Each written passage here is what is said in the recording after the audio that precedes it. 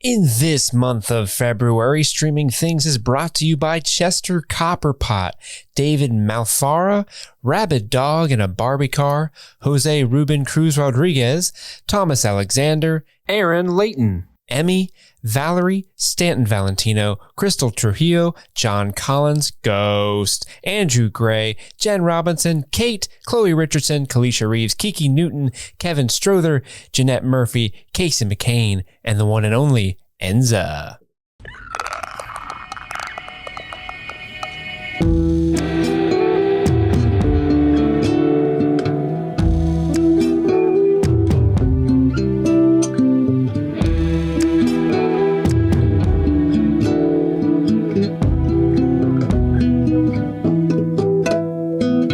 Welcome back. My name is Chris. I'm Jimmy. And I'm Steve. And this is Streaming Things, continuing our coverage of The Last of Us, this time episode 8, the penultimate episode of the very first season of this show. We've just finished watching it. If you've never listened to the show before, that's what we do. We don't watch the interviews with Craig Mazin and Neil Druckmann, Naughty Dog himself, any of that. We don't watch the Naughty Dog, the titular dog of naughtiness. We don't watch the next time on The Last of Us trailer for the next episode, any of that. We just come straight to the microphones, and you're getting a raw, unfiltered opinion straight to the mic, top off the dome into the mic, in your ear holes, and wriggling. Yeah, we're giving you the meat. We're giving it to you raw. Smeagol. Is the meat venison? We'll never tell. So thank you for joining us. If you're new here, what we're going to do is we're going to talk about our overall thoughts on the episode, go around the table, and then we'll do a play-by-play, scene-by-scene recap of what we just witnessed, and follow it up with a segment we call our Fireflies, our favorite 3 moments of the episode going around the table. And then we'll talk about some bullets and pills. Pills, baby! Which are Easter eggs that we've discovered, references to the game that are hidden amongst the episode, sometimes rather overt, for people to enjoy. And then finally, our outbreak performance, the favorite performance for each of us of the episode. That's the way we do things. We also, from time to time, read emails on the show. So if you have one of those, some thoughts you'd like to share with us, you can write into streamingthingspod@gmail.com. If you want to financially support the show, we would love that. You can go to patreon.com/streamingthings. Wait, you like money too? I like money. Let's go get some lattes. Let's get some lattes. And you can subscribe to the show at a variety of tiers and get different bonuses and rewards, including joining our Discord community that is run by a couple of wonderful patrons. Absolutely, that amazing are patrons. Brilliant, hardworking, and way smarter than us, and are able to manage that community while we do this. A lot of them are doctors, so I'm sure they have things to say about some things that happened in this episode. Yes. But if you join the Discord, guys, this Friday, I'm having a Steve's Fireside Chat. Ooh. Come hang out with me on Discord. We're going to be on video. We're going to be on the mic, and you can hang out with me. We can talk about shit. Yeah, they're very nice. I had no idea what I was doing with Discord, and they walked me through the whole process. Yeah, we didn't know either. Yeah. This is the funny part. When we started Discord, we're like, oh shit, how do we use this? Yeah. Luckily, our early adopters did, and are very wise and kind. But if you can't support the show financially, we fully understand that. We would never want you to put yourself in a financially uncomfortable position. You can support the show for free by sharing the show with your friends, telling people about it, rating and reviewing the show on the platform where you're listening to this right now, Spotify, iTunes, wherever it may be. Maybe an old phonograph might be how you listen to this show. I don't know. You are the most interesting person in the world if that's you, and I want to talk to you. Somebody just reading transcript of the show too. Just crank that bitch up. They even edit their own music. Yeah. That's what, if you put any podcast on a monogram, that's what it sounds like automatically. That's right. That's right.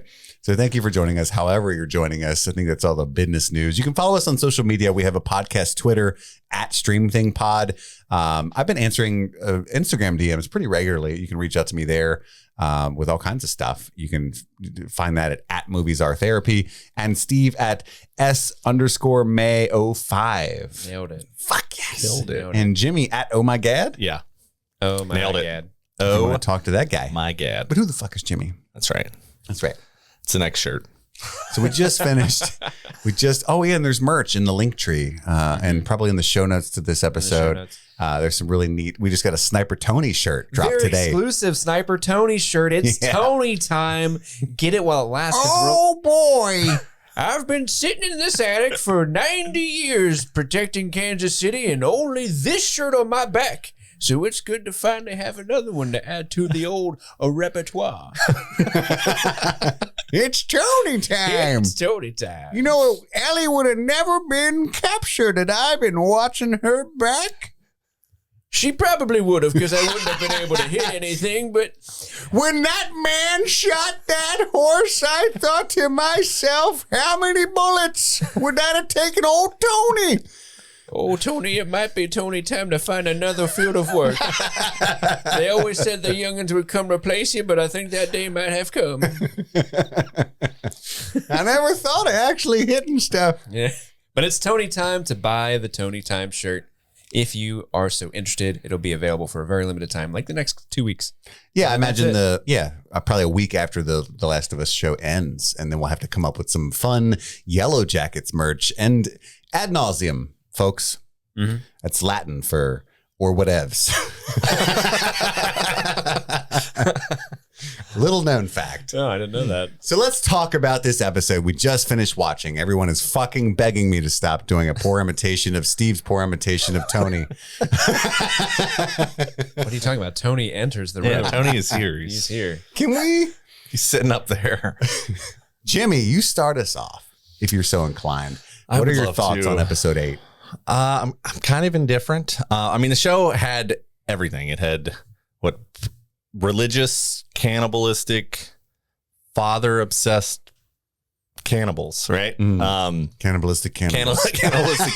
Had soup. Everybody likes soup. Good soup. Horses, caked up horses, I might add. But there were a lot of things I felt like they could have done. Major, like a big part in the game that they took out. And it just seemed pretty slow. I understand what they were doing, but I don't know. I don't think I didn't like it, but I don't think it was like my favorite show this season. That's all. Yeah. Okay. Steve, lay it on me. I'm gonna have to get it off me. Get it off me. Get it off me. I'm gonna have to agree with Jimmy here a little bit. I had a lot of expectations for this episode specifically, just because I find that this section in the game is the darkest section because you're dealing with cannibals, and David in the game is a creepy ass character. Oh yeah. I think he's way creepier and sleazier in the game. On one hand, I really, really, really like the added backstory that they've given David, and they've kind of made him less of a cartoon villain and gave him a little bit of depth to the point where I was questioning, like, wait, are they cannibals? Oh, okay, they are. Okay, cool. Okay, I'm glad they're doing that. Wait, is David a pedophile? Are they not doing the pedophile thing? Oh, okay, yeah, he's a pedophile. Cool. Only time I'll ever say that in my life. Did not mean that to come out the way it did. But yeah, but on one hand, I like that they humanized him a bit and gave him that backstory of like being religious and being this like kind of faux preacher cult leader type thing.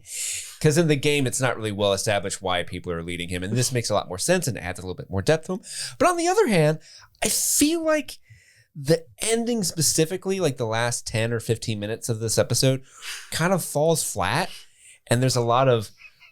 Chris is so mad. He's crying. He's got tears in his eyes. The last few minutes fall a little bit flat. They just doesn't, like, the big moments that happen don't hit in a way that I feel like they should, and that's because of some minor performance issues. That's because of some minor set issues. That also is just some... I don't feel like they really establish a good reason for why people are where they are and where people aren't where they are at the end of the episode. And it just kind of is like, oh, okay. And then it does the classic, we don't know how to end this, fade to black.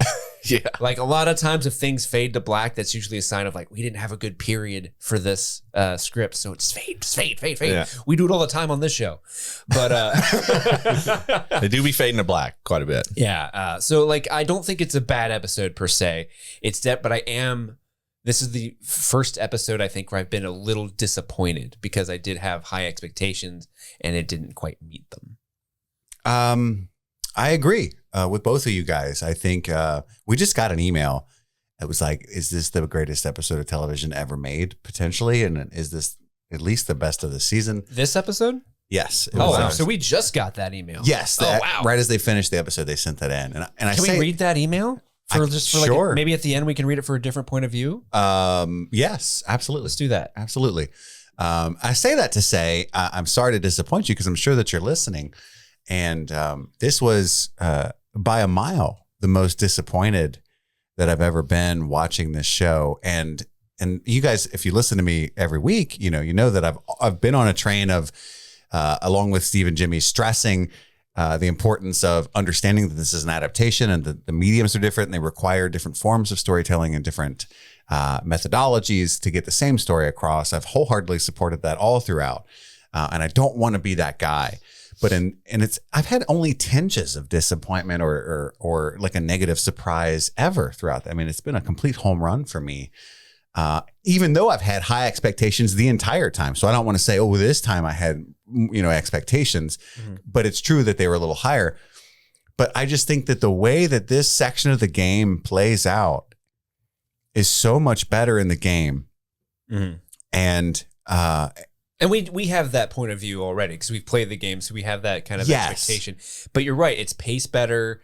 And the moments hit way harder in the game than they do in this.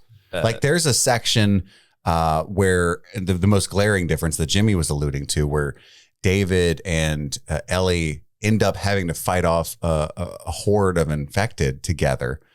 And it's after they survive that David spills the beans that he knows who she is and that she's with Joel and that they killed one of their party. And that is so much more effective because you've already spent so much time with David. He genuinely seems like a good dude who might be able to help Ellie and Joel. And it's such a sinister twist. And he's really kind about announcing it too. And that makes it even more creepy, like Steve was talking about. And they just kind of blew their load right off the bat. And I know that throughout this season, I'm gonna go. You can edit this out if you want to, Steve, but I just need to vent. No, vent, maybe. I feel like throughout this entire season, a lot of people have expressed their displeasure about the lack of infected in the actual show. And I have been one of the people defending that because it's like, I know what Craig Mazin's doing. There's a lot of things that are cool in the game because it's a video game, but in a show would make it hokey. Like this isn't the fucking Walking Dead. You know what I mean? Like we're trying to tell a story that is inherently human but realistic. He's trying to, at every turn, he's increased the lethality of the zombies themselves, the infected themselves, and lowered the skill set of the characters to make it more realistic and make them less superhuman. And that has in turn increased the tension and made it so much more cool when they do show up. It has worked thus far. But in this episode, it's like, why remove that specific element? What is unrealistic about it? It is nothing but really tense and cool and makes the turn of David's character more shocking. I don't see any benefit to removing the scene and the sequence that at least a little bit, like put a couple of them in there that they have. All you have to do they build the trust. And you don't have to have them kill 30 in a bloater. Yeah, exactly. There's really one benefit, and that is they want to hit a certain number of episodes. They only have a certain amount of time, and they only have a certain amount of budget. Yeah. And so that's really the only reason why they would, in my mind, they would take that. Yeah. I mean, if it's bureaucratic that way, that makes me very sad, because this is almost the climax, and it makes me, I hate to be this guy. It makes me very worried. Yes. For the finale that I definitely want to be a certain way. And I don't think they've built up. This sounds crazy to say, but I don't think they've built up to giving me any faith that they'll do it the way that I want them to do it, as far as like Joel's skill set and their propensity to kind of mitigate a lot of the violence of the games. I'm a little scared. I'm not super worried about that because, I recently finished the game not too recently. And again, for the listeners that don't know, for the fourth time. And like the lack of the cordyceps infected, that really doesn't bother me too much, because for me the enjoyment of the show is the characters, not so much the cordyceps people. Like because again, like if you rely on that too much, it does become Walking Dead, and I hate that show. We might have just lost a bunch of people. I don't know how popular The Walking Dead is. First still. season was pretty good. Yeah, first season's The good. first few are really good. Yeah. I watched it all the way up Even until season 7 or so faithfully. Yeah. But Even season 2 is pretty good. absolutely. Yeah. The first season's one of the greatest seasons of TV ever. It's great. But like I totally agree with you that I think it would have been nice to. I don't know what their whole deal is with how many episodes they needed to do, but we had a 2-parter episode with Kansas City earlier in the season, which was great. And I love that. I think this whole storyline with David and them, I think this should have been a 2-episode arc because you could really kind of devote time to exploring that. Jimmy'd been saying that. My favorite part of this episode was learning about the community that David and James and all of them are like in. I want to learn more about it. I want to kind of see what kind of person is. Because when they do kind of start revealing these character traits of him, like, oh, they're eating people. Oh, he's a pedophile. Like, those are good reveals, but I feel like they're almost too subtle or sneaky with it. Where it's like, okay, all right, I'm just learning about this. I don't know. It's hard to explain. Where I feel like they could have padded this stuff out to have made some of the things hit harder. I agree with Chris. I'm pretty terrified at how it's going to end based on what I want to happen.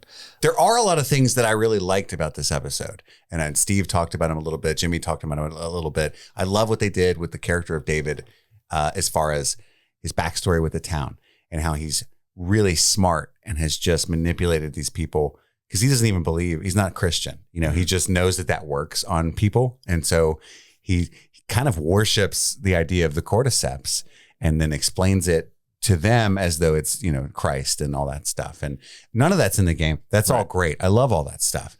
I just felt like I really was disappointed that they left that little bit about Ellie and David together because that's where David starts to like Ellie, like respect her, like she's so crafty against fighting the infected, all that stuff, right? Yeah, and we get tinges of that through this. Yeah, it's a little kind of it happens too quickly where he's like, you and I could be together. Think of all the things we can achieve. It's like you had like a small conversation with her. You're sacrificing all that you've built, your safety, your position here. You're already losing. A lot of people are losing faith in your leadership, and you're going to risk it all because she was spunky and like, held a gun at you for the deer. It doesn't make any sense the way that the show portrayed it if you start to break it down. And you're right. There's some other issues too. Like at the end, where did all the townspeople go? Some weird editing choices, blah, blah, blah. I don't want to shit on it too much because there's a lot I did like about it. I was crying and shit at the end, like I always am. And again, I don't think this is a bad episode. It's just of all the episodes we've seen so far, it is definitely the one that I was most disappointed in based off the source material, but also the one I can see the most holes in. Mm-hmm. I thought for sure it was going to be a 2-parter. Mm-hmm. Yeah. And now we've got 40 minutes to wrap up all of the rest. And while the last chapter of the game, plot-wise, doesn't have much to get through without spoiling anything, that's all I'll say. There are some big things that need to be done, and we'll see. I've got no reason to really doubt them. It's just this is the first time I can imagine, because I've been defending this show to hardcore gamers all season, for 8 weeks now. That's a futile thing. Yeah, you don't want to. Very true. But let's dive right in. If you fight with a pig in the mud, you're going to get dirty, and they're going to like it. All right? Is this about David? So. Let's dive right into our recap, and maybe we can pull out some specific details of things that we wish we would have changed, but also things that we loved. So the story opens, the episode opens with David, the new character, reading the Bible to his followers in a Todd's steakhouse. And it's kind of a, the whole fanatical thing, again. When you hear your family. Is an addition. Yeah. Is that what it said? No, but it should. When you're here, you're eating family. And this is kind of a funereal speech. Like we learned that Hannah is the young girl's name. Her dad has recently died and everybody's in mourning. And so he's delivering a sermon based on that. And she asks, can we bury him? There's a long beat where David's kind of trying to think of how to respond. We find out later it's because he wants to eat him. No, we can't bury him. We're going to eat that shit. We're going to bury him in my stomach. That's good meat. But he says, no, the ground's too cold. We'll bury him in the spring. And then we cut to James and David talking. James is like his right-hand man, his head henchman, and they're running low on food and maybe a week or two tops to feed everybody in the town, even with rationing it. And David asks, are you doubting me? or something like that, in a way that James is able to take it to mean the followers. He's like, no, some of them are, but they're good, you know. And he's like, I'm not talking about them. He thinks James's faith in him is wavering. And he's like, no, it's not.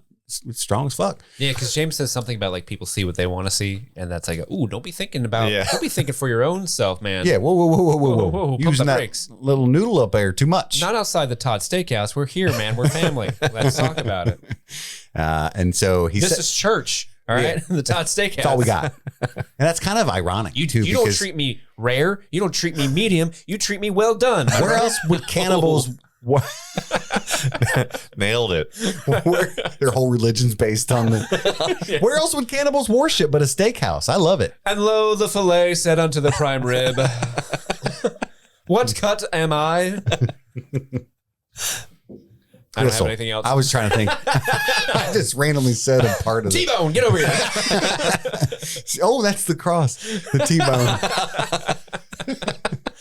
So, are we inventing a new religion right yes. now? James says that somebody spotted some deer a few miles east, and so they decide that they're going to go hunting, obviously to get some food for the folks. Then we cut to Ellie still tending to Joel, trying desperately to do a medicine upon him. Trying to do a medicine. It's not Is working. this the one where she like lifts up his shirt and she gets like really close to the wound? Put Like, her fucking nose in yeah, it. it's still looking pretty bad. She might have been smelling it, and it might have smelled that's because it's true. it's rotting. They taught her that Fedra school. Yeah. That's actually a good point. I didn't think of that. Not smelling good, Joel. Can't tell though because you haven't showered in weeks. Smells like butt. And she's eating the last of the food and giving some to Joel. He passed out. She just kind of leave the bite on his chest. It would have been hilarious if you saw her come back and just the hand from off screen grab it. It would have been equally hilarious if you saw him kind of look over and just like when you're lazy watching TV. Yeah, you don't want to lift your hands, so you're just gonna like tongue it into your mouth. And then What do you think it was? I thought it looked like chicken skin. I mean, it's some got to kind of be like jerky. jerky or something, like dehydrated meat. Those McDonald's chicken nuggets. It just it looks exactly the same. Yeah. Szechuan sauce. Ellie, get the sauce. I need to dip it. She leaves to hunt. She looks over and sees this rifle and says, I'll be right back. And then she sees a rabbit, and then she sees a deer, shoots it. She's amazed that she hit it. Holy shit. And then it cuts to David and James out on their hunt. They're at the dead body of the deer because the deer kind of wandered off wounded and then died 100 yards away or whatever. And they decide to take it quickly before the person who shot it shows up. And just as they go to do that, Ellie says, drop it. Reach for the sky. She does her best Woody impersonation. Yeah, she was lowering her voice, so she sounded more intimidating. There's a snake in my boot. Oh, shit. It's not relevant. Stop. Is that Woody from Toy Story? That's just a little girl. They're more like Sid, motherfucker. And she holds him up. She sends James back for penicillin. There's kind of a comedic scene that I really appreciated where he's like, it's not code, James, go get the medicine. Yeah. And if I was in that situation, I would still be confused. Like, so it is code? Blink twice. It is code. Blink twice if you're telling me the truth. James does like a big circle and he comes back like a minute later and Dave's like, no, get out of here. I said no code. Go get the medicine for real. You idiot. So yeah, they try to trade for it. She keeps trying to shut him up. But Dave's got that, what is it, silvery tongue? He's got that silver tongue. He's not without charisma and a certain calm demeanor, which is what makes him so menacing in the games as well. Or in the one game. And it's really cool. She takes a moment and empties all the bullets out of both rifles, which I thought was cool, like ejecting the shells while she's talking to him and training the gun on him. And David suggests, hey, it's a 4-mile hike one way, right? It's going to be a little bit. So that would take hours, wouldn't it? Yeah. So why don't we get shelter, build a fire? And she says, take the deer. So they take the deer along with everything else into a nearby shelter and start a fire. For a second, I thought that this episode, I made a joke about it when we were watching it. I thought the whole episode was going to be shown through this dead deer's eyes. Because before she shoots it, there's a close-up of its eyes. And then when it cuts to the scene, there's a close-up of its dead eyes. I'm like, is the deer our audience point of view? That's actually my outbreak performance. It's the deer. Yeah. I thought it was going to be the horse's ass. We find out that David was a teacher, is now a preacher. Because it rhymes. And luckily, Ellie was able to call the fact that rhymes and make the joke before I would.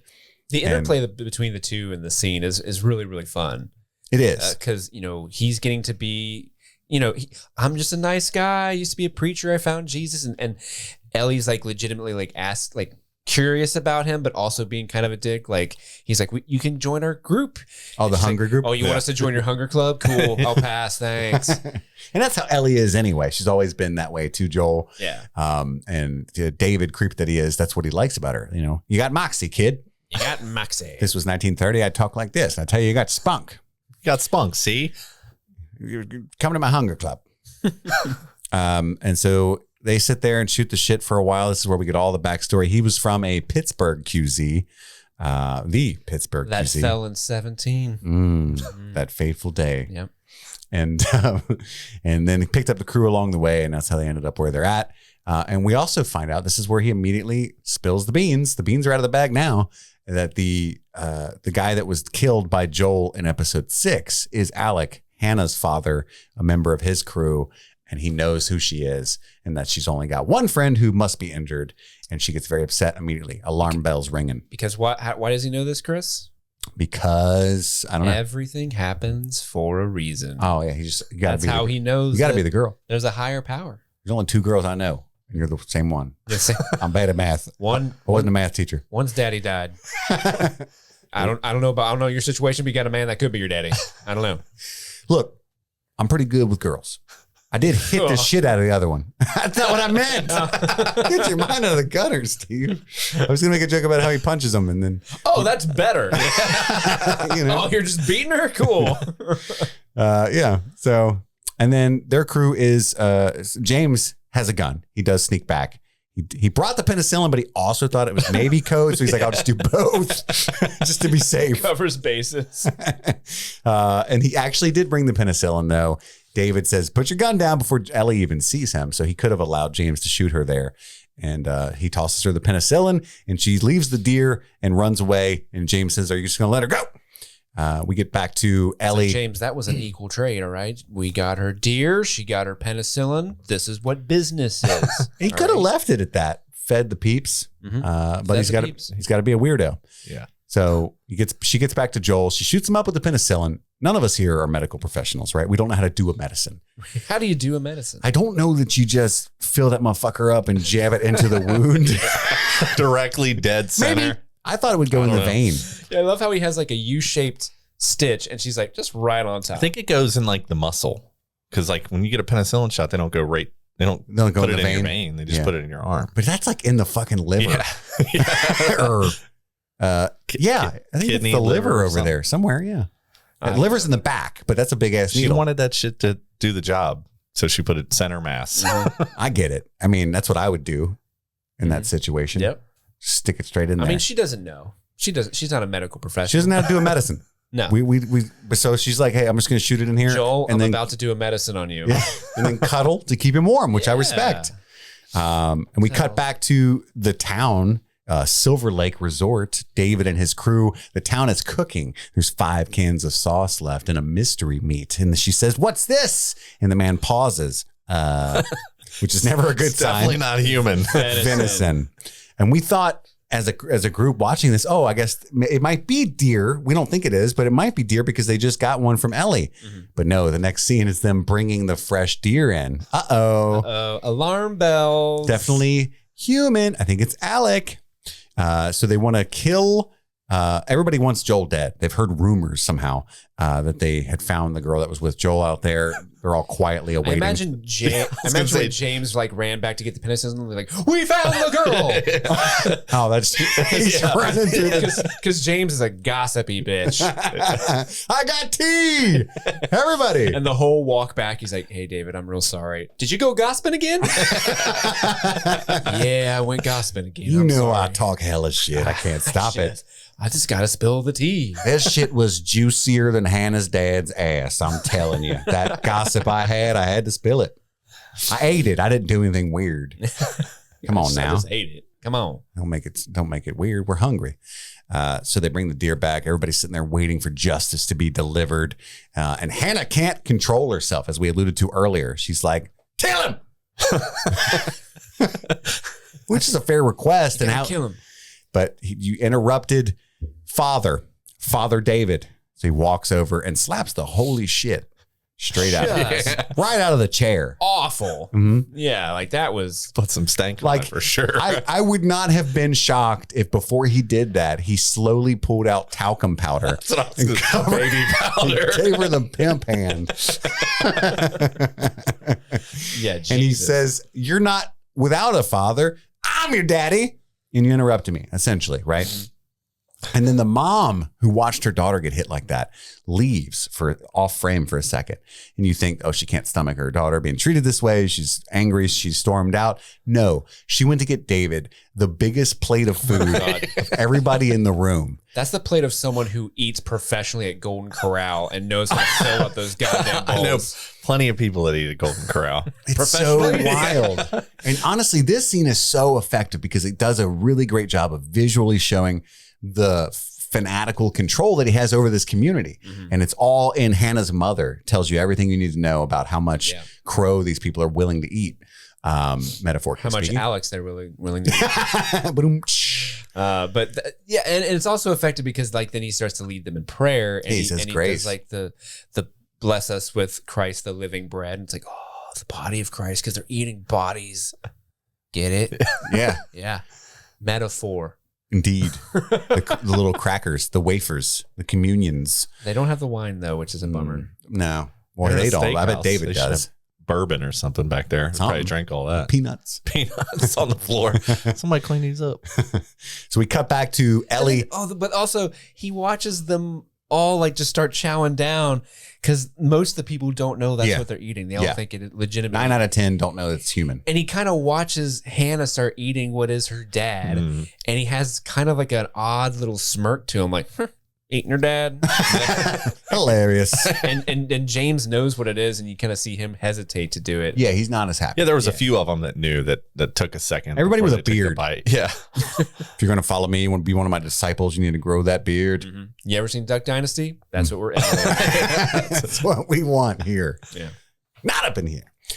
So she's peering at, we cut back to Ellie, peering again at Joel's wound.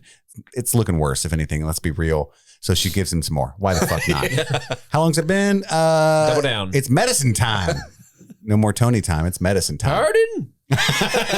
Not you, buddy. All these young kids keep replacing Tony. Tony couldn't hit that wound with that needle if his life depended on it. Shit. He keeps moving. I hit myself. Shit. Oh, well, I probably got something diseased. And then James and David and crew show up, all of Duck Dynasty behind him and their might. And David wants to keep Ellie. And he says, take her alive. And everybody, he's like, hey, man, if you want to be nice, just let her go, but don't bring her back with us. It's another mouth feed. It's a whole nother mouth to feed. And he's like, you just let me do the planning. You're using that noodle again, boy. What'd I tell you about that? Yeah, James says something like maybe it's God's will that Yeah, because he she said if we dies leave her in the alone, she'll die. wilderness. And David doesn't like that. Does He not just like that stops at and all. turns, and everybody kind of looks at the ground. Thought the baby powder was going to come out again. Yeah. Starts shaking. Powdering up the hand. You don't know what we're referring to? Oh, sorry. I thought you said baby batter. And I was gobsmacked. Like, what? I missed a scene. You didn't see that? That's why I hated this episode. Oh, man. That's why I loved it. Baby powder. That's why I called it talcum powder. We don't want any flubs. Oh, man. No, but yeah, he looks back at them and everybody's terrified. So they all just kind of look at the ground. I don't know why they're all scared of him. They could easily, all of Duck Dynasty could take David easily. Hey, man. Cut it out. I'm a teacher. Yeah. I'm so useful here because I teach. Because Back off, man. I'm a teacher. I get the ones that are, the whole idea of him using religion to control people is a clever thought, but it's like It's the old sky cake dodge. The inner circle that knows, it's strange. But maybe they know that they're eating humans, but they don't know that he doesn't believe in God. Oh yeah, I get the impression he's not being forthcoming with his inner circle, with his religious beliefs. He's only ever told Ellie that he worships the shrooms. So yeah, I can get behind worshiping some shrooms. But all the rest of his guys look like they worship shrooms. for sure. yeah. Damn, man, I love them. Boomers? I've seen 17 fish shows. Follow the dead, all literally, because they're yes. So Ellie gives Joel. She sees everybody's creeping up on her, so she gives Joel a knife and says, "Hey, hey, I know you're listening. If anybody comes down here, don't let them touch my comics. Number 1." Number 1. Number 2, Kill him. Number 3, you better use your hands to hold this knife. Don't try to be lazy and put the knife in your mouth like you did with your food last time. All right, not going to work out for you. Ellie, where'd that meat go? Yeah, I ate it all. And Joel just goes, "Ugh," and she's like, "All right, you got it." And so she takes off to lead them away from Joel. She gets on Callus, who's never been named in the show, but that's his name. Hey, motherfuckers. Yeah. Hey, motherfuckers. And shoots 2 wild shots toward them, sort of like a Sniper Tony would have been I was proud. gonna say she definitely That's how you learned. do it. That's how you do it, girl. This kid has moxie. She's got potential. You're the next protector of Kansas City. Don't shoot a single goddamn one of them. She's got that aim with a pistol. I want to see what she can do with a rifle. She would be a wonder on the Death Star. So she takes a few pot shots and drives off on the horse. Drives off on the horse. It has 1 horsepower. No wonder they got her. And But yeah, James does I'm going to go down the alley and get a good shot up. he's a clever lined girl. up. He shoots the horse. Callus goes down hard and Ellie goes down harder. And he's like, "Got her," which is true. Mhm. He did in fact. Got him. Got him. But they're going to kill her. Even the other Duck Dynasty's disciples. like, "Do it. Yeah, they were real quick about it. We all got our own guns. We want Shoot. you to get in trouble, James. Let's Yeah. be clear about that." He likes you the best. I feel like you have enough social capital to mess up at this point. And it's really interesting to look back on it, because it's like, in that moment, had James been a second faster, their whole community would be safer. David, well, sort of. They still got David to deal with, but Yeah. David would be alive. All that stuff would have went down differently. All right? those dudes would be alive. Yes. David stops them, and he basically says, "Hey, 2 of you carry this." I don't know if 2 of them could drag a horse all the way back. That's maybe possible. I mean, that's going to be a long ass trip. I don't know how heavy horses I are. said 4 miles, just 2 of them. Yeah, from where they were with Ellie, and who Yeah. knows how far she was. But whatevs. That horse is real heavy. I'm going to carry the girl. You 2 carry the horse. Hold up. Wait a minute. Maybe I'll carry her. Nah, the Lord wouldn't want that. Yeah, that's right. That's right. Oh, you're right. And everybody else go door to door looking for the Joel guy. I do like his, if you guys are so hungry for vengeance, Yeah. deliver it. Deliver it. Like pizza boys. I love pizza. Damn, I'm hungry. This ain't DiGiorno, it's death. That's right. Because they're delivery boys. Yeah, I get it. Yeah, they're delivering justice. And then they all proceed to go door to door, and we cut to Would you Ellie. like to hear about our Lord and Savior, Jesus Christ?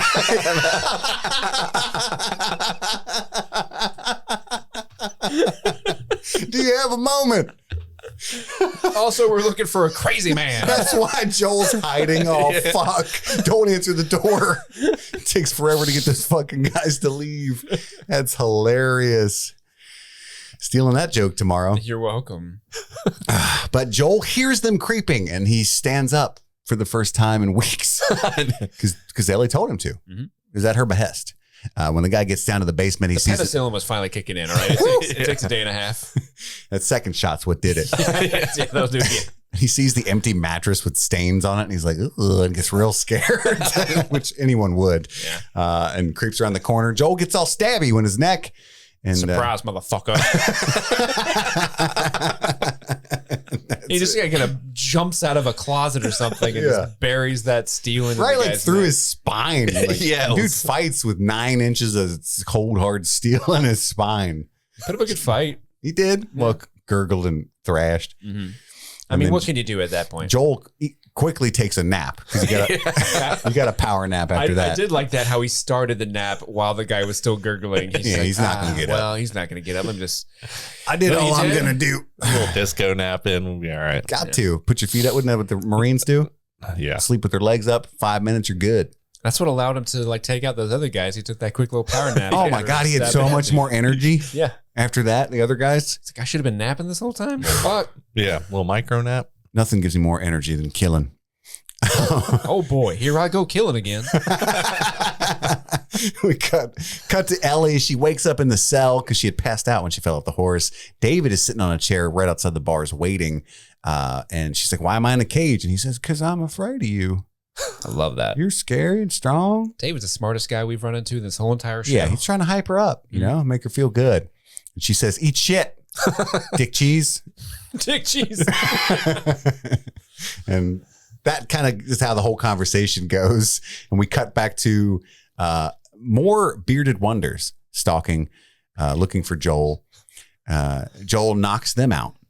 And then we cut to him. He's doing his trick. He's doing his Joel thing. You tie him up, you separate them, you slowly torture them, and you get them each to confirm the location and verify that way. But the one guy is named Timothy, and the other dude fell for a Timothy trap, where he just put Timothy on the ground. He's like, "Oh, Tim, is that you? Butt of a rifle to my face." oh, that's true. Oh, Timothy trap. The old Tim trap. You said everybody falls for it one day, one way or the other. Listen. The other guy's name is Marco, right? Yeah, and like he's going polo. He's looking for him, but he fell into the Tim trap. We've all been there. Listen, I've done it. You've done it. Everybody definitely fallen. Has fallen in a Tim trap a time or two. But I don't even like Tim, and I fell for it. This is a subversion of what we know about Joel and how he does this, because he makes, he stabs the guy right behind the kneecap. And he's like, I'll pop your fucking kneecap off. And I'm like, owie. So eventually he does point where it's at. And then when he gets to the second guy after killing, I believe Marco dies first. Yeah, right? I think Marco's. When he gets to Timothy. Timothy's the Tommy Chong looking dude. Yeah. Hey, Wait, man. I thought Timothy was that was Tommy Chong. None of this is cool, man. I'm just being real clear about this. I just like shrooms, man. Try before you deny. Try before you deny. That's the thing about Argyle, man, is it was really just Tommy Chong the whole time. That's the origin story of Tommy Chong. Is Argyle. Grew up hanging out with Cheech Marin. Even though like Tommy Chong was probably like 50 during the time. You just got to gotta keep smoking, man. Smoke weed every day. Yeah, it's Nate Dogg. I think you just did. Yeah, smoke weed every day. So yeah, I think somebody says Marco when the first guy's getting tortured. I think Timothy gets killed first, and Marco's the Chalamet. I don't know. It could be, but either way, they're both fucking dead. Yeah, he's like, I ain't telling you shit, man. And Joel's like, that's okay. I believe that dude. Pipe. Such a good moment. In the game, it's pretty cool too, because it's the same situation. Only the guy's like, I'm not telling you nothing, and he just shoots him. He's like, I ain't got time for this shit. Yeah.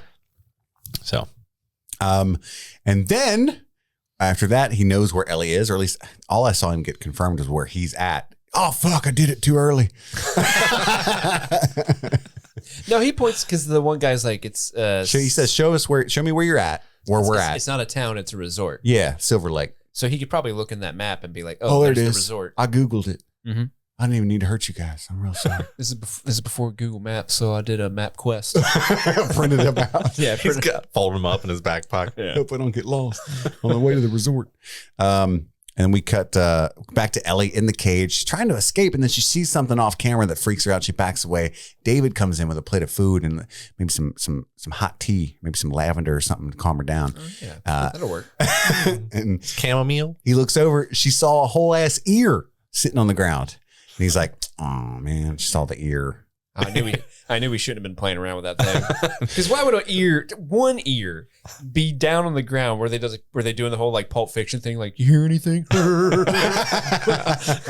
I feel like it's even more sinister. Like there's so many body parts, and they were slopping them into like one of those old bus boy trays, where you put all the dirty dishes, the plastic ones, and then like an ear fell out. They're definitely not going to pass the health code. What if he had tried? They're going to get a D, F plus. Sorry, is this a human ear? That is not. And a Taco Bell? It's supposed to be above the chicken. Yeah, it's 6 feet from the sink there. Violation. So he's like, oh shit. Well, this is just deer meat. If that's this is ear meat. Yeah. You thought I said deer? I meant ear. Sorry. I was always telling the truth. You wonder where the other ear went. It's in this bowl. You weren't listening any more than that guy was. Get it? Because it's an ear. That's what happened to Van Gogh. He looks down at her food and he says it's... He looks down at her food and says, it's deer meat. I can tell you that. That's for sure. And she's like, oh, sure. No reason to doubt you now. Yeah. And she's like, you're a fucking animal. And he said, I love this line. He said, we all are. That's sort of the point. You know, like we're animals. Like we do what we have to survive. I don't know of any animals that eat each. Now, there's not too many animals even that eat each other, though. Are there? I think it happens more than you'd think. Probably like hyenas. Yeah, I was going to say hyenas are probably the only thing that I've ever heard of eating themselves. There's a lot of animals where, like, if it's an animal pairing where the female raises the kids instead of the male fucks off, it's because the males will often eat the babies. Oh, like lions? No. Maybe not lions, but there are like a lot of animals that do that. I can't think of them off the top of my head. Penguins? It happens more often than you think. Penguins. That's why I would they love march. to see that documentary. They're fucking. You better get to marching. Get away from my kids. All these penguins survived being eaten by their own parents. Andy Dufresne walked in, looked like a strong wind. drink of Might water. blow him over. My friend Andy Dufresne. Say what to nail. Get busy living or get busy dying. We're not perfect humans, you know, any more than David. We're animals. That's right. Yeah, That's sort of the point. That's sort of the point. And then he goes on this big speech telling her that she reminds him of him. Like and he says a bunch of shit that is really self-complimentary for no reason. You remind me of me, super handsome and smart and got a great carpentry skills and Got a six pack. you got a huge cock. It's just like, what? Everyone told you were special growing up. Yeah. Super good at cooking humans. You give me that vibe. And he says she's got a violent heart. And which he's like, I've always had a violent heart. I love killing. Always have. That's why I became a teacher. And so it's like, you were the worst teacher of all time. We can all agree on that. He's one of those teachers that was a proponent of what's that? Corporal punishment. Corporal punishment. Yeah, corporal punishment. Yeah, for sure. He was hitting kids with rulers. What did he teach? Creationism? Like he had to be like the worst of all time. And ultimately it comes out that he's not even a Christian. Like he's like, they need God. They need heaven. You and I, we're smart. I worship fungus. Cordyceps showed me the truth. Cordyceps is loving, it's nurturing to its own kind, but it'll secure its future with violence if it must. Yeah, I love the whole metaphor that he uses. And then later he says, when he thinks that he's got Ellie convinced and he starts to grab the cage and put his hand on her hand, he says, we'd grow, spread out. If we were working together, which is more, I think, like fungus metaphor that he's even like unconsciously applied to their conversation. Yeah, I love how he's like, I'm a shepherd surrounded by sheep. I need someone to hang out with. Joel popped in like, what? Yeah. Did you say sheep? Yeah, sheep. That sounds like a dream. I love sheep. I'm here. But yeah, David's looking for an equal, Nobody's beaten me in Mario Kart in 6 years. They don't know the trick on Rainbow Road. And so she kind of dupes him into thinking she's being convinced. And when he puts his hand on her, she goes, oh. And then at that point, breaks his finger, which is super satisfying. He slams her head into the bars, pushes her away. And they're like, you done did it now. Calls her the C word. Yeah. You C word, which we're not going to utter here. It's like It's cunt.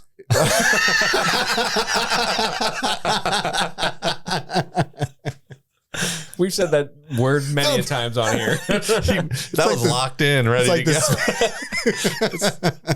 It's like the speech from Mordor, and it just hurt my ears like from Gandalf.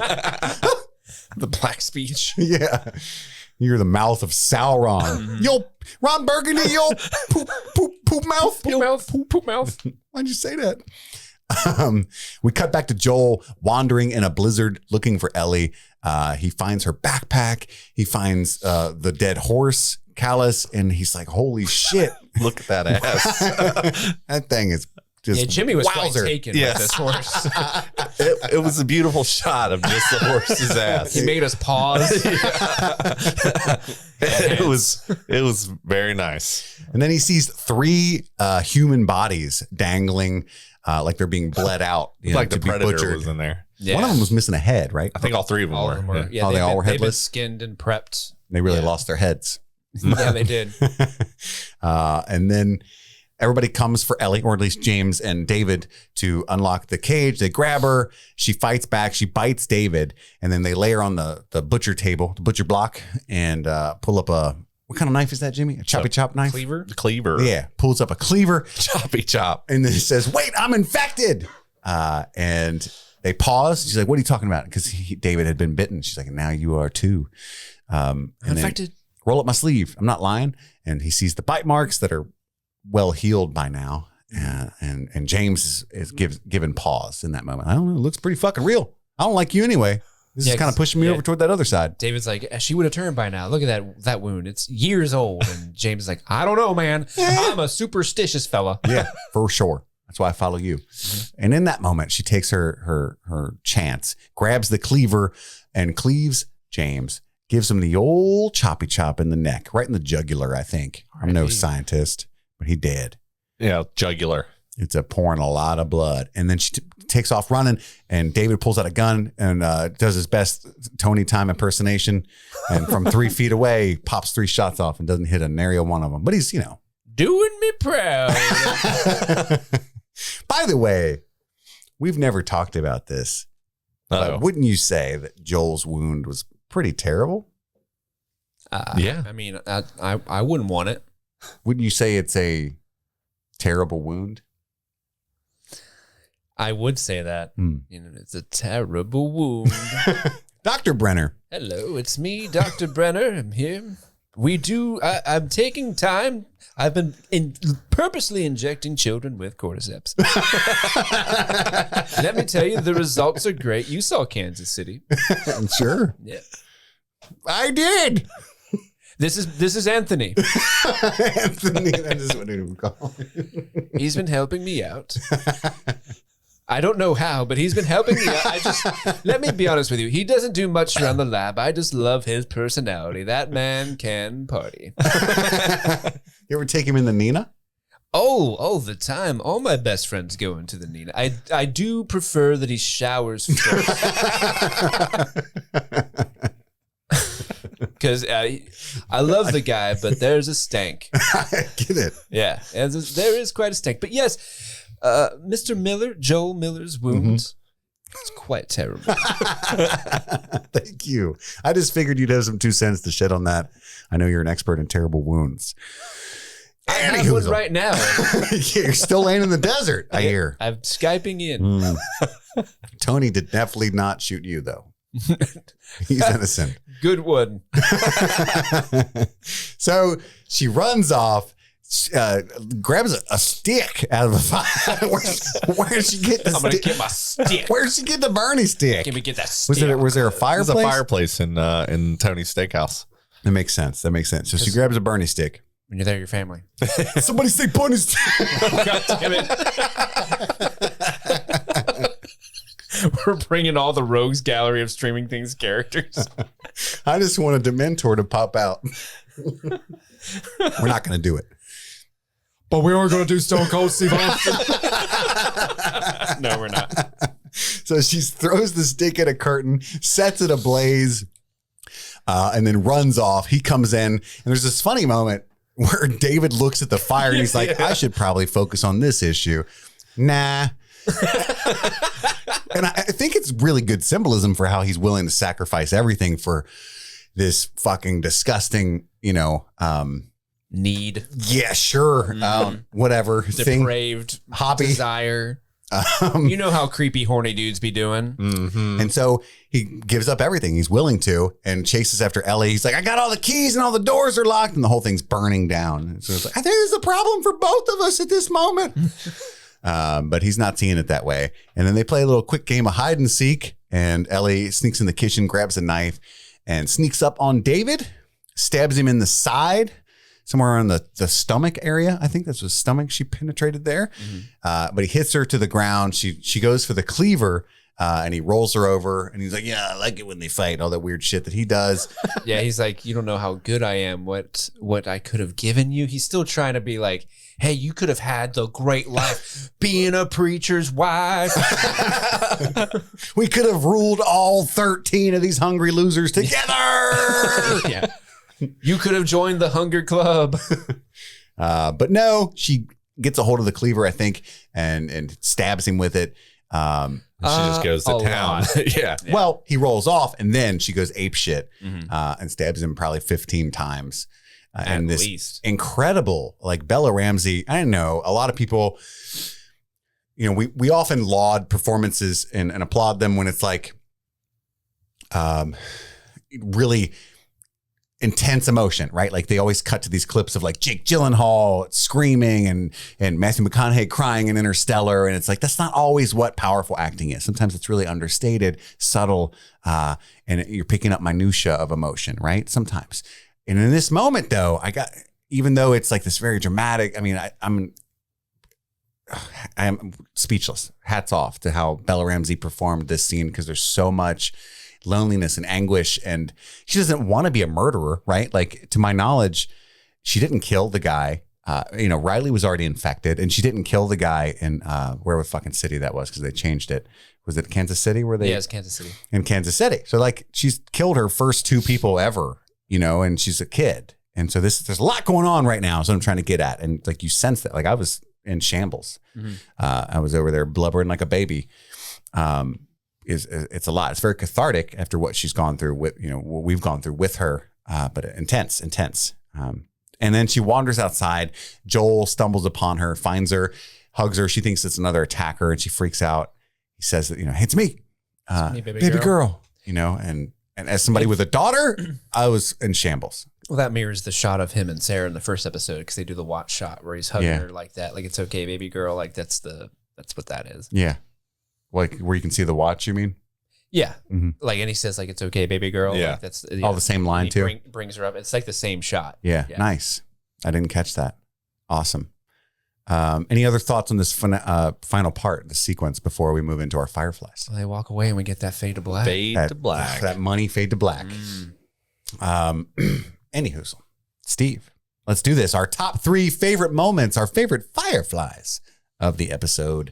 And Steve, start us off with your number 3. My number 3 is when we see David and James returning with the deer, and it's kind of revealed like, oh, everyone's eating people. The chilliest people. Just because like this is when you really kind of see the sinisterness of David kind of kick in. Because up to this point, he's been like this charismatic, like, hey, I'm just trying to help you out. I got to do what I got to do. You know, we don't know for sure that they're eating people yet. And then this is like, oh, not only they're eating people, he's lying to them about it.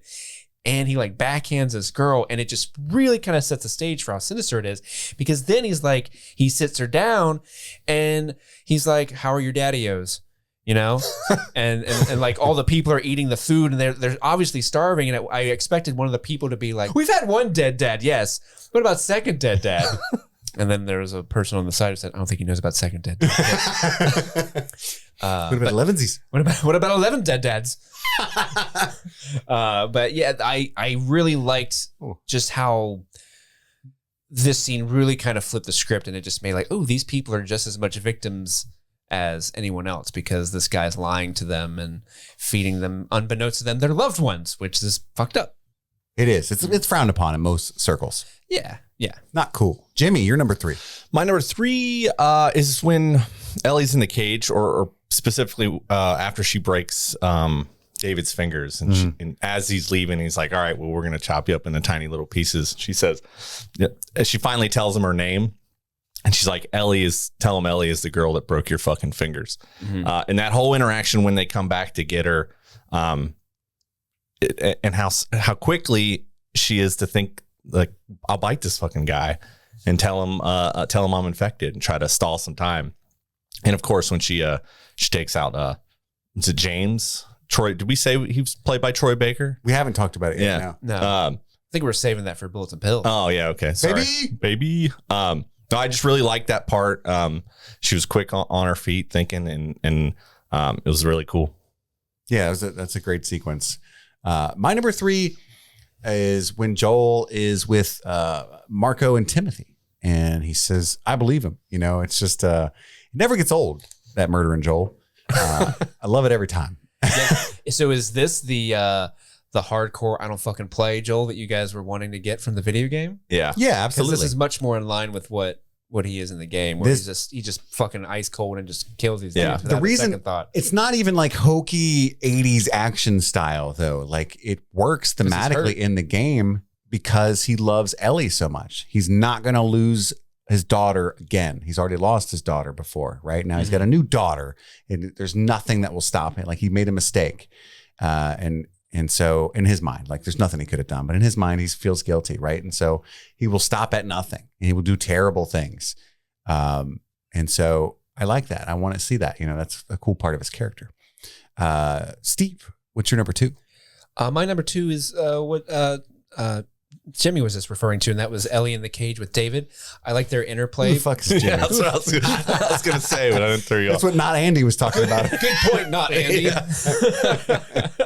No, I really like their interplay. The acting between the two of them was really, really on point because, you know, Ellie's her typical firebrand self. But then David's coming up with some real zingers. Cunt. Yeah, well, yeah, when he gets his fingers broken, yes, that's the ultimate zing. You're right. There's no, yeah. But I liked seeing. I love how the subject matter of this particular episode is so uncomfortable that we've just been all over. Like, cunt. I think.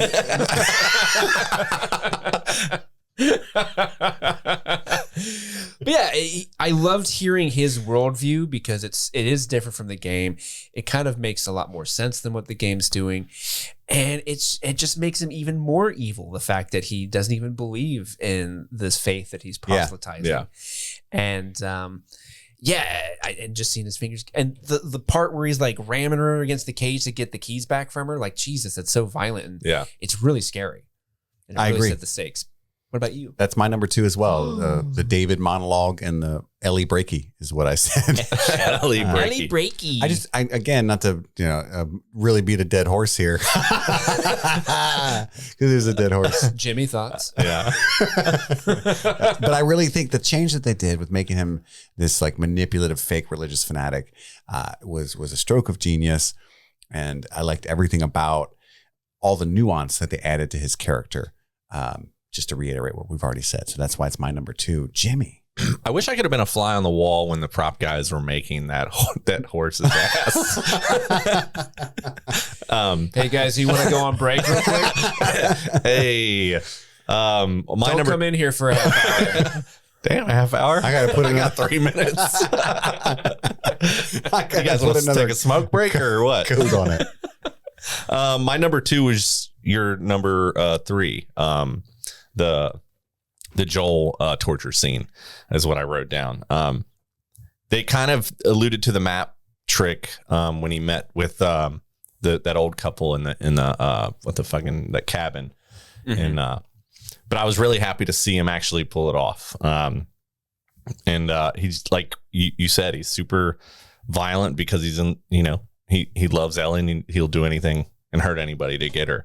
That's just a cold-blooded killer when he needs to be. So, Cold Joel. yeah, I was really happy to see that. And now it's time for our number 1s, right? I think so, yeah. Back to you, Steve. Back to me. My number 1 is Been podcasting for 7 hours. it's been a while. My number 1 is the campfire scene with David and Ellie. I just really think these two have really great interplay, and this is the first time you really get to kind of sit with David. I mean, they kind of introduce him in the beginning when he's quoting Revelations and all that, but this interaction with Ellie was the first time, like, I know what this is. I know what to compare it to. And just the depth that they gave him just in that one scene, I was like, oh, yes, I love this. I love this campfire dialogue. I love really good back and forth. And I love that she's, like, making fun of him, kind of talk, like bringing up the Hunger Club, the teacher to preacher rhyming scheme. But she seems almost kind of like she's taken in by it as well, because he is so affable seeming and kind seeming, and he doesn't seem like a threat because he's a teacher / preacher, right? So she kind of almost lets her guard down a little bit, where she's like, hey, how does that work? How did you find God? And are you in a cult? And he's like, oh, you got me there. I'm a preacher, so kinda. And like, you think part of her was thinking like in her head, like, what if Joel dies? I need somebody's help. Sure. Maybe this is going to be the guy. she's working on her plan B. Yeah. Well, I do think that there's, a human element of, because there's a moment where David, not to interrupt you, but there's a moment where David says, and what's going to happen to him, or how's he doing? Something like that. Because she's like, I already got somebody. And you can see her, just the doubt. And it's human to have doubt. Yeah, of course. Kind of cloud her like, oh, fuck, I guess I'd be fucked, Mm-hmm. Carry on. No, that's basically wrapping up. I mean, it is just a really good scene of dialogue between two actors that are really crushing it. Yeah. In the roles. And those are sometimes my favorite type of scenes in shows like this. Absolutely. I'm a sucker for plays. Jimmy, your favorite moment of the episode? Favorite moment, and really, in the beginning when I said I wasn't sure if I liked That it or horse. disliked it. Really, the last 20 minutes of the show is what saved it for me. That the David's death scene, the amount of emotion that Bella Ramsey was putting out, and just violence and that whole scene just floored me. I mean, my mouth was open, just eyes open, just glued to the TV. And then when she comes out and Joel grabs her and he does he says the line, I felt like she was safe. Like when I was watching it, when he grabbed her up, I was like, all right, it's like everything's gonna be fine now. So I really love that part. Yeah, that's my favorite moment as well. Specifically when he finds her. I mean, I love the confrontation with David and how they, that was note for note the way it needed to be. That last, like you said, last half of the episode, really. Yeah. But when Joel, I was just destroyed by that. I spent all day with my daughter today because my wife had to go with her sisters and go wedding dress shopping and stuff. And Fun. so yeah, it was like 8 a.m. to about 2 p.m. or so, and then I had to watch some of the episodes that we covered today after that. But I had a great time with her. She's great, and like I have an almost 10-year-old son, but it's like it's kind of different. And maybe it's like, ingrained misogyny in me or something, but like it's something, it's my daughter, like I got to protect her. Like, the world's crazy and dangerous. And it's just a slight tinge of like and I think it is real. Like the world's a little bit scarier and harder for her and always will be. Right. Oh, of course. Yeah. And so, when he grabs her and he said, I'm here, baby girl. You know what I mean? I didn't even catch that was like a callback to his scene with Sarah. It was just like this father daughter moment. And you can see on Joel's face of like, I have no idea what you just went through. Yeah. But it's killing me to even imagine that it sucked as bad as it looks because you're all bloody and shit. And you know what I mean? Like there's a fucking, I don't know if you know that's on fire, but that is. And yeah, just all of that. And it's only in like, what is it, a 7-second moment or something? And all of that ran through my head. It just crushed me. So very effective. Done. It's so fascinating because like you guys were super high on the last 15 minutes and I'm not at all. Like I agree with you that there's some clumsy decisions with like the surroundings and the staging of it. But honestly, that was the most faithful part of the episode. And it's like the confrontation directly between Ellie and David, they crushed, which is the linchpin of this whole episode, right? Yeah, from her being in the cage all the way up until the end is. Oh, I don't think they crushed the restaurant part at all. Like I think the game is so much better in that you thought they should have had her running around a little more? Yeah, because there's no tension in like, because in the game she's like hiding from him and he's like taunting her the whole time. In this one, he does taunt her, but he just literally just walks straight ahead and finds her immediately. Yeah. Ellie. Thought she was gonna step on some plates. And then just the way it's shot in the game, it's like it's in the middle of this like snowstorm at night, and the fire is raging. So visually, it's a lot more interesting. And instead, she just like walks outside, and it's like daytime. No one in town is like, oh, the place is on fire. Yeah. And, Joel killed everybody. Maybe those people shambling away very slowly. And there's one small minor thing. So in the game, David's played by, where he's voiced by Nolan North, who's like a really incredible video game voice actor. He voice acted Nathan Drake in the Uncharted games. Yeah. He's like voice acting royalty. Nolan North is, and so this role was an incredibly odd choice for him specifically to play because he usually plays like the main character, wisecracking good guy, and then they've cast him in this like really creepy role. And there's like the small performance when Ellie murders him in the game, like because she does the same thing. She hits him with the cleaver, he falls over, and then she gets on top of him and goes to town on his head. Mm-hmm.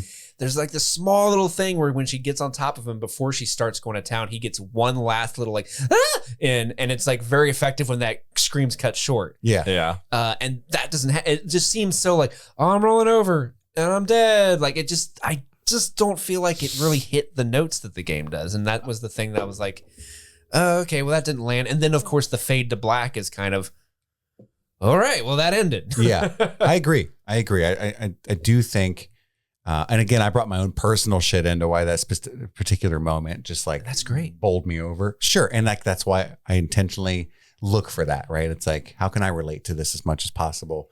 But I will agree, this might be my least favorite episode of the season. Mm-hmm. At least I have never had so much negative shit bouncing around in my head yet.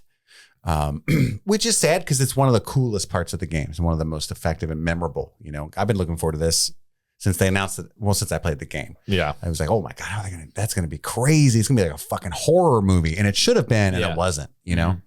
Mm-hmm. So I'm with you there. But real quick. Doesn't she, like when she gets free, she sees the bodies and there's like tables with them all fucking cut up and shit in the game.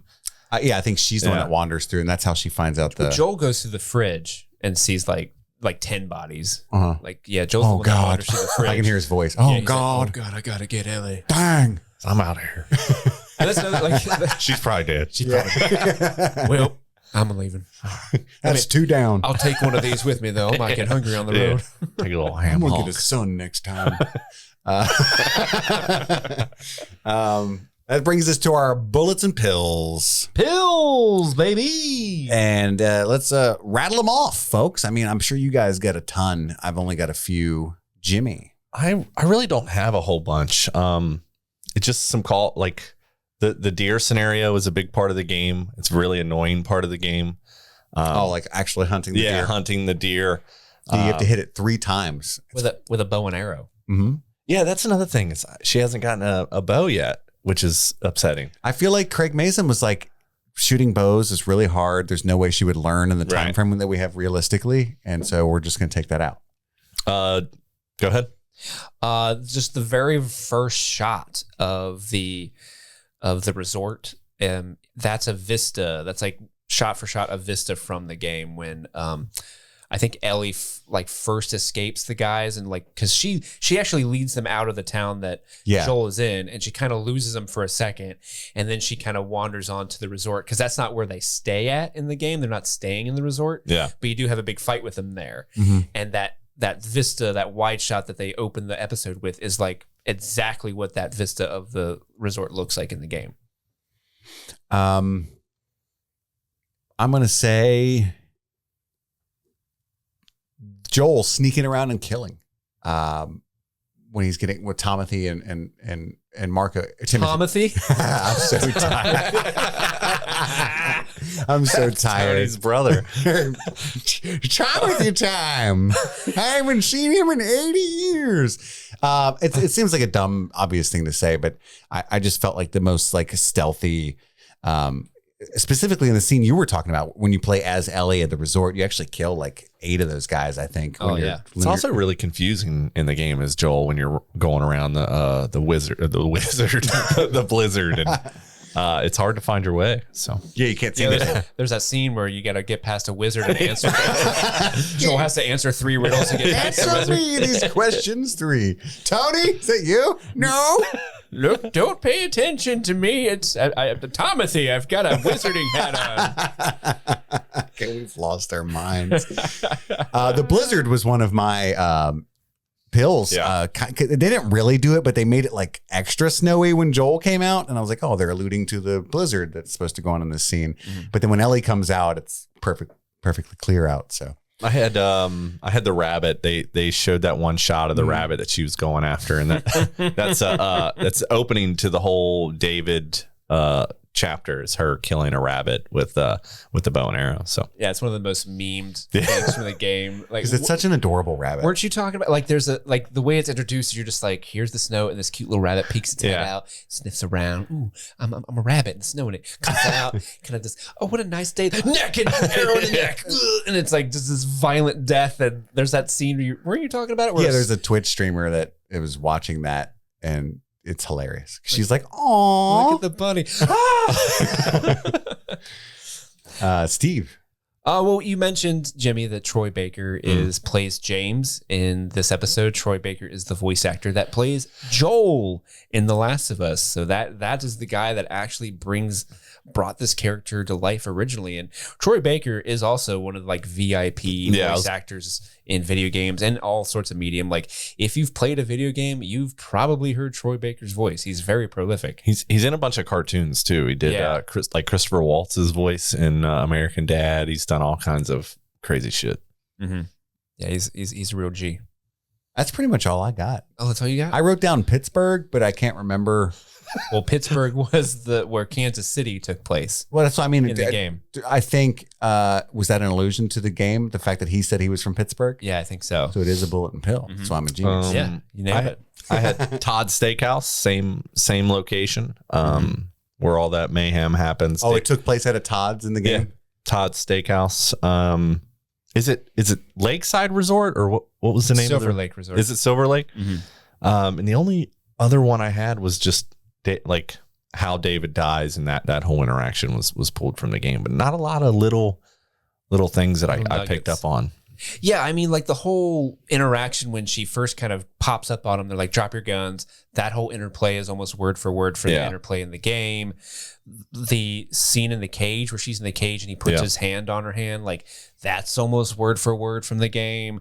The way he dies, the cleaver killing his henchman who did not have a name but is James in the game. All that's like taken directly from the game, which is interesting that they're that faithful in those very specific points. The interrogation, the kneecap thing, and the whole I believe him, that's so faithful to the game. But but not a lot of like very like you said, not like small, like, oh, that's the thing, that's her backpack. You know, even though there was her backpack. We did miss a bullet in the Left Behind episode that was really, really cool.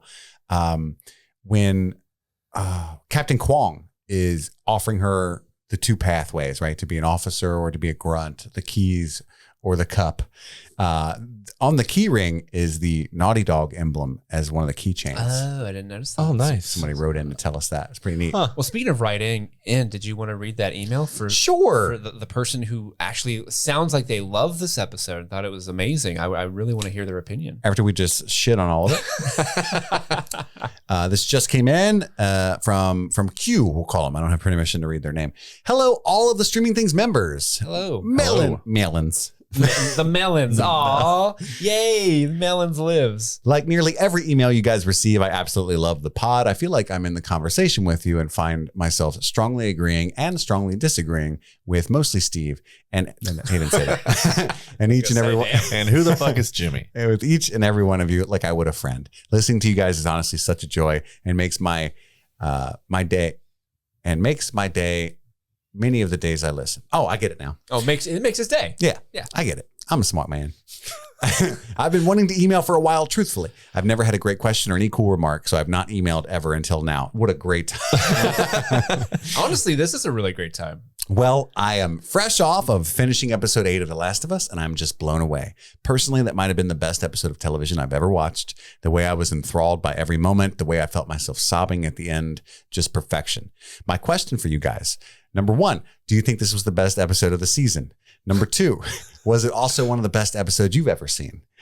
Maybe I'm crazy and this episode was not as good as I think it was, but I was so overcome by how good it was and I felt I had to email. Again, absolutely adore listening to each and every one of you. Much love, Q. Oh, I'm glad I called him Q. No, like Q, this is a subjective art form, right? And I honestly, like, there are things from this episode that I really, really enjoyed. And I think, like, if it really hit you in that way, you know, Chris, you brought up you brought the whole point of your daughter into that one scene, and that really made the scene come to life more than you. So we're all bringing our own points of view and baggage into all these things that we interact with. And so I think that's great that you Really, really like this episode. I mean, it wasn't my favorite episode. I don't know if it's my least favorite, but it's definitely like towards the bottom personally. But again, I don't think it's a bad episode. It's just not. I'd be interested It's to not up see to the quality of the last few that I've seen. how it lands with people that didn't play the game. Yes, that's a big part of it. I think they might still wonder where all the townspeople are and stuff, but it might be a small thing. I mean, again, I do think emotionally those beats work at the end. Yeah. Fantastically well. But yeah, I'd be interested to see with somebody with no expectations whatsoever, as far as where the stories are going to go. Cause like they're being surprised by the character of David for the first time, might be like, damn, that's fucking crazy. Right. So yeah, but that's about it, I think, guys. Did we do Outbreak for Performance? Oh yeah. I forgot about that. Yeah. Oh, I was thrown off because Q's last name was Anon, and I'm starting to get a little. Oh no! It's time for. Was this the latest Q drop? It's time for our Outbreak performance, our favorite performance of the episode. Jimmy, why don't you kick us off here? I'm gonna have to give it to Bella Ramsey. Like I said, that last scene was incredible. It's always nice to see somebody, put that much effort into their craft, and she made me feel every moment of it. So I don't think I've ever given it to her yet. I'm not sure, but I really think she just killed it. No pun intended. She stabbed it. Steve. Well, I feel like I have to give it to this person because it's like the one time this person has been on the show, but it's Scott Shepherd, the gentleman who played David. I thought he was very convincing at being like this charming, silver-tongued, for lack of a better word, cult leader. And you could see why people would, fall into his flock, as he called it. And I really just love the and if I didn't give it to him, it would definitely be to Bella, because she was absolutely stunning in this episode as well. His performance cleaved its way into my heart. Mm-hmm. No pun intended. But yeah, I'm happy that I think he really did a justice to this character that is like cartoonishly evil, but in a fun way in the game. And he brought this character a lot of depth and still maintained the creepiness and just the abusiveness that character brings out. Yeah, I was very torn. I wanted to give it to Scott Shepherd as well. I think he did a great job as David. But I got to give it to Bella Ramsey myself. I think that she just set this episode on fire. And no pun intended. Thank you, Jimmy. But always, I mean, she continues to impress and amaze me each and every week. But that's, I think, all the time we have for right now. My name is Chris. I'm Jimmy. And I'm Steve. And this was a very tired edition of Streaming Things. Happy streaming. Buy a Tony Time shirt. Yeah. Get a Tony Time shirt. I got mine. I literally did. I paid full price. Happy streaming.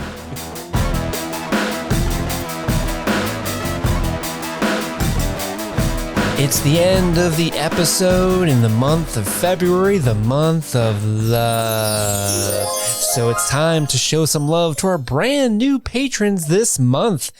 In our Try Before You Deny section, we welcome David Malfara. The Marty B VIP producers, we welcome Tanmay Jane, Garrett Pratt, Michael Brook, Professor Beth RN, Veronica, Ode Bionkers, Ibsliz, Droog, Samuel T, Drew Watkins, Brett Logue, Joseph Bowen, Kaylee Sampson, Nick, and Stephanie Bennett. In the Chocolate Pudding Producers section, we welcome none other than Renzo20, Claudia Garver, Kristen Glenn, Amanda Brown, John Cavett, Bruce Cullum, Maria Rojas, Candace Hensley, Logan Loftus, Hannah W., Kenneth Singletary, Matthew Unden, Carol Ann Quinn, Dan Wells, Max Grabinski, Kelly Nealon, Hannah T.S., Aurelio Reyes, Valerie Frazier, and Andrew Edelman. And finally, in the Friends Don't Lie producers tier, we welcome Baby Bella Twinkie Butt of Spotty Bottom. Maybe the greatest patron name in the history of patron names. And that has been our brand new patrons that we want to show our love to. Thank you.